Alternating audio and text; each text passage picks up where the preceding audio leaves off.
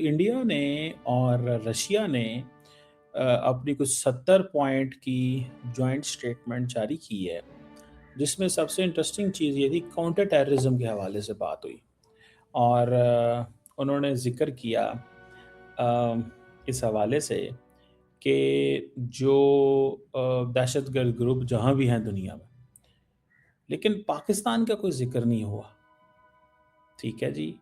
ना ही पाकिस्तान के रिलेटेड जो ग्रुप्स हैं, उनका कोई ज़िक्र हुआ।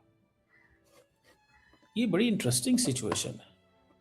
इंडिया हमेशा पाकिस्तान के रिलेटेड जो ग्रुप्स हैं उसका ज़िक्र करता है, हमेशा, कोई भी दुनिया का लीडर आ जाए।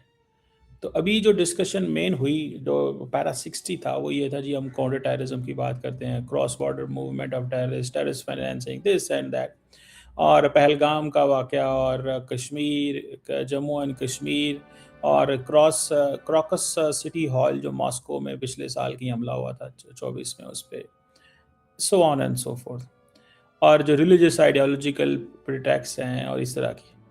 और उन्होंने कहा जी UN listed terrorist groups and entities including Al-Qaeda, Islamic State, Daesh and their affiliates. So is the UN listed तो इंडिया कहते हैं जी पाकिस्तान के अंदर भी हैं 2 लोग या ग्रुप्स, तो उनका जिक्र कोई नहीं है। So it's only Al-Qaeda and Islamic State. समझ रहे हैं आप बात?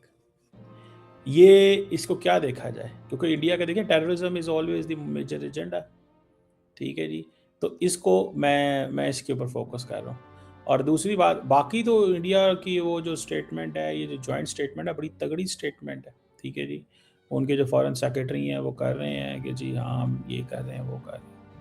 और माइग्रेशन, मोबिलिटी, हेल्थ, फलान ढमकान, customs, academic collaboration, media collaboration, तो ये चीज़ें हैं। लेकिन कोई मेजर अनाउंसमेंट इन डिफेंस नहीं हुई कि जिसमें रशिया के प्रेसिडेंट जो हैं वो है। लेकिन इंडिया का जो make in India defence plans है ना, वो शायद उसकी बात हुई है।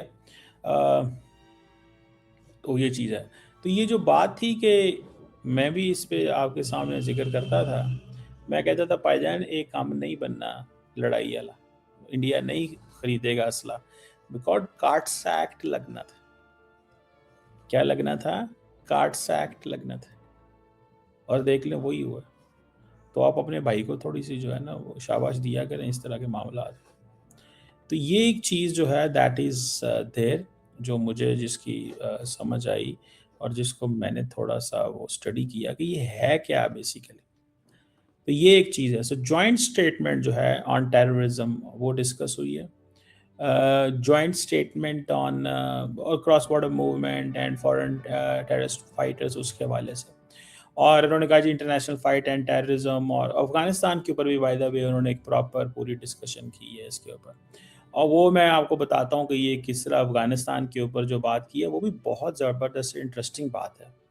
वो दैट सपोर्ट्स, मैं आपको पता है रशियंस जो है ना they are more concerned about Islamic State and ISKP Islamic State and al Qaeda, because they believe कि हमें थ्रेट वहाँ से है, हमें थ्रेट वहाँ से है।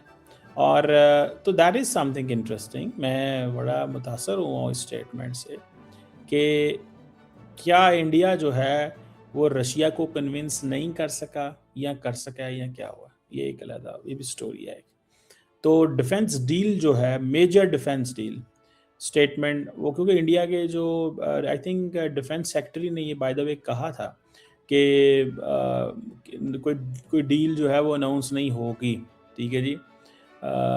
और so no major announcement in defence.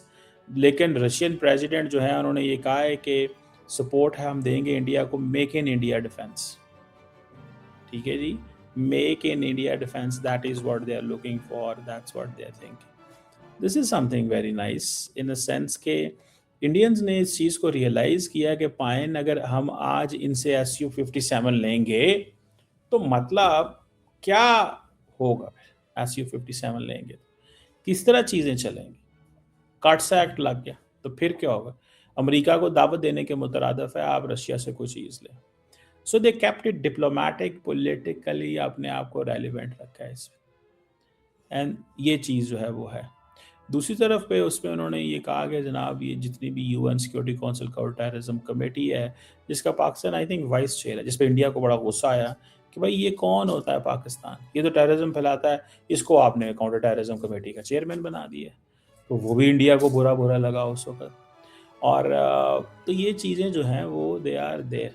और फिर ख़ास तौर पे कंसर्न अबाउट यूएवीज और रेडिकलाइजेशन इन चीज़ों के ऊपर।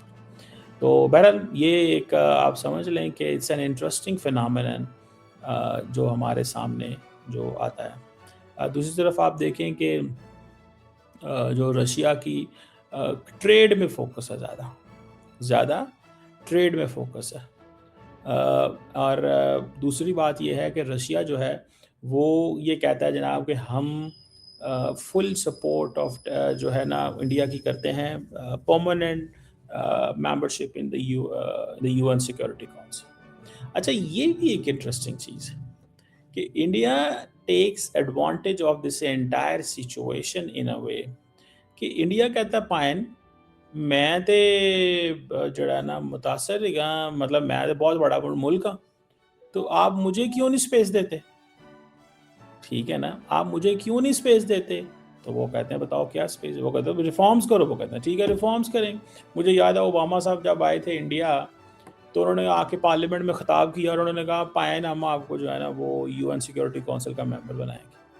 अच्छा, वो बातें चल रही हैं, India UN Security council reforms की बातें कर रहा है, कमेटीज बन रही हैं, ये हो रहा है वो हो रहा है, कहते सारे हैं, स्वाय चाइना के और तो कोई मुल्क नहीं कह रहा, सारे मुल्क ही कहते हैं।